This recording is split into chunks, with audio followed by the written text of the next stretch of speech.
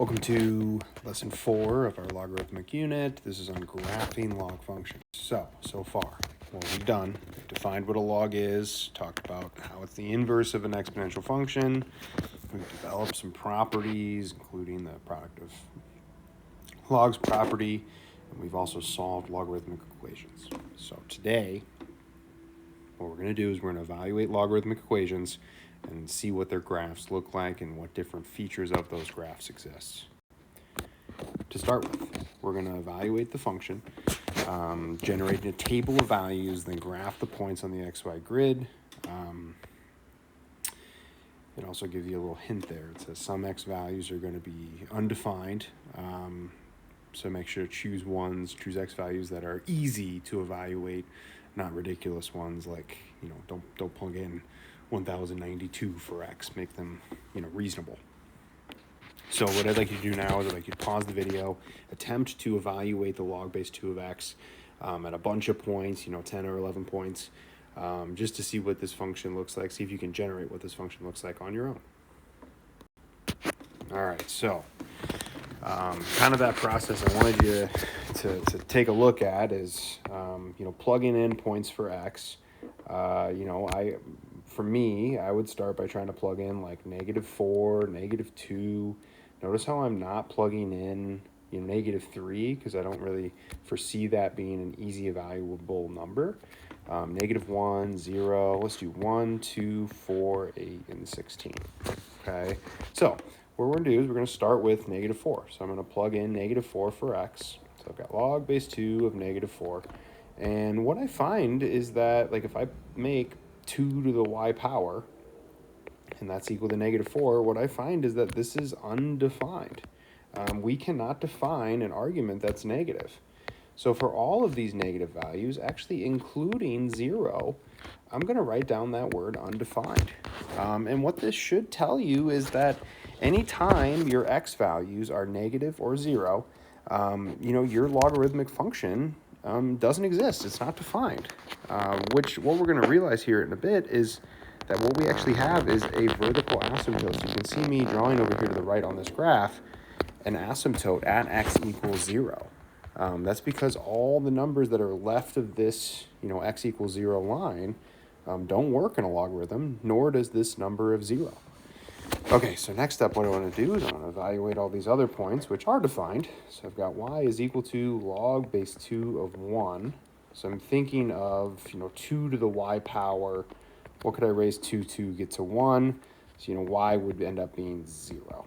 Okay, so 2 to the y power is equal to 1, gives me y is equal to 0. I'm going to do that same thing, but instead of, an input of 1, I'm going to have that input be 2. So I've got log base 2 of 2. It's the same thing as, 2 to the y power is equal to 2. So hopefully you realize that y is equal to 1 here. So input of 2, output of 1. I'm going to keep going here. So I've got log base 2 of 4. So I've got 2 to the y is equal to 4. So we kind of know that 2 squared gives me 4. So I know my y value is 2. Maybe we start to see some power pattern with these output values. Like we have 0, 1, 2. So maybe we could take a guess what log base 2 of 8 is, log base 2 of 16 is. But if not, we can evaluate them. So I've got log base 2 of 8. So you're maybe realizing why I chose these values. It's kind of like 2 to the y is equal to 8. So 2 raised to the power gives me 8.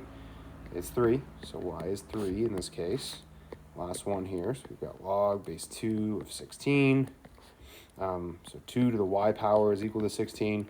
So hopefully we realize y is 4. So what I have is a series of output values that are increasing by one number. And I want you to notice the pattern in the input values. The input values are proportional by 2. They're proportional by that base. So what the shape looks like graphically, if I graph these points, I've got a point at 1, 0, 2, 1, 4, 2, 8, 3. So what we kind of see is to the right-hand side, this graph is like slowly increasing. And like I said before, we'll discover on the next slide why, but kind of close to this y-axis, this function is decreasing but it never actually reaches that asymptote. It gets infinitely close, but doesn't actually get there. So it's kind of like this shape. It's almost like if you reflected that, exponential function graph over the line y equals x. That's what the shape of this graph looks like. And you notice why I chose kind of those, input values, 1, 2, 4, 8, 16. It's because they were all easy to evaluate, but also they gave me like sequentially increasing output values. All right, so for this next one, I kind of want to develop this idea of, these asymptotes. So why does my function get infinitely close to this x equals 0 line, but not actually touch it? So I am going to, end up evaluating, a bunch of points like I did before, but I'm going to choose these ones very specifically. So I'm still going to choose, 1 as an output value. I'm going to choose 3 this time, 9, 27, 81. But as I kind of go previous to 1, I'm going to choose 1/3, 1/9, 1/27. And maybe you see what I'm doing already, but what I'm going to do is I'm just going to quickly evaluate some of these whole numbers. So I've got y is equal to log base 3 of 1. So 3 to the y is equal to 1. So y's got to be 0 for this one. And then next up, I've got y is equal to log base 3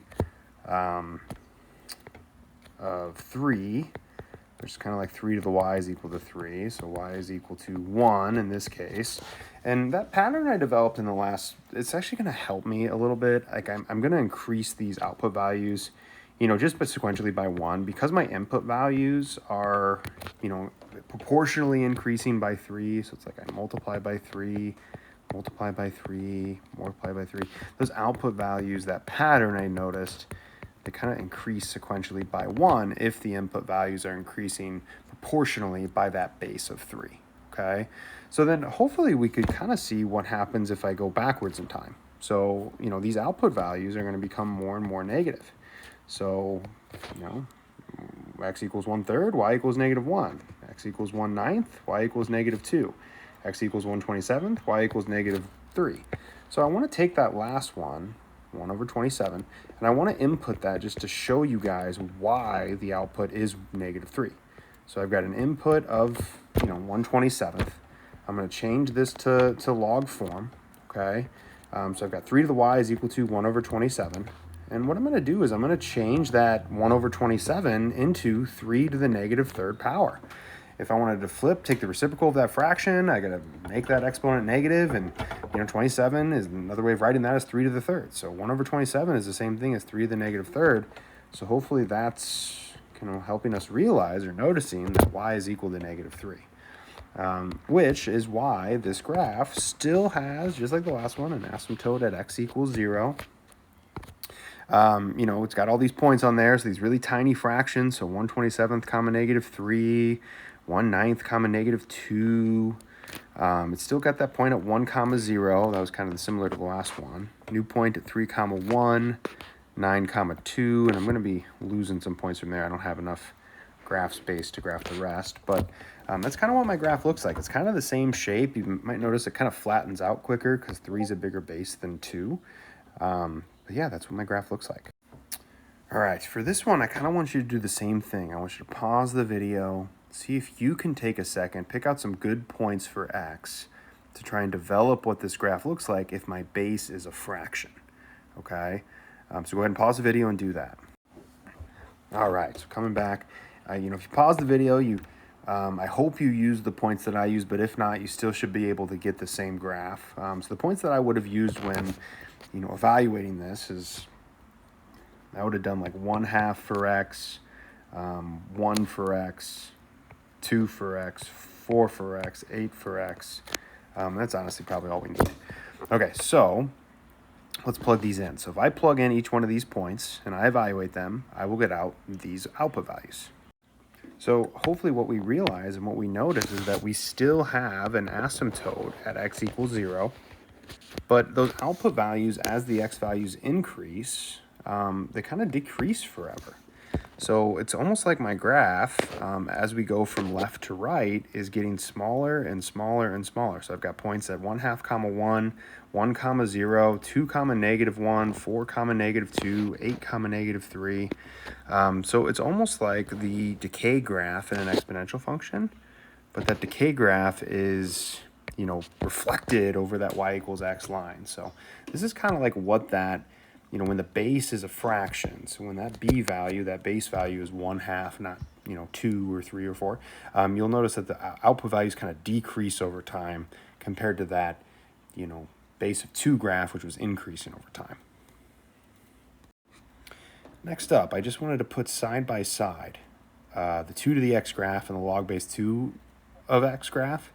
And I think what I wanted you to notice is that these graphs are a reflection of one another. If I were to draw a line, through the origin with a slope of 1, the opposite side or the reflection of this, line would be the same base but in log form or exponential form. So I kind of drew that on there for you guys. I think the big things to notice is that logarithms have asymptotes at x equals 0. Exponentials have asymptotes at y equals 0. Exponentials have a point at 0, 1. Logarithmics have a point at 1, 0. But really, these graphs are really similar, but it's kind of just like an inverse. The x and y's are flipped. All right, so to recap, logarithms and their graph have an asymptote at x equals 0. Log functions and exponential functions are inverses of one another. Log functions with a base that is bigger than 1 are increasing. But if it's between 0 and 1, those graphs are going to decrease. Hope you enjoyed your lesson on graphing.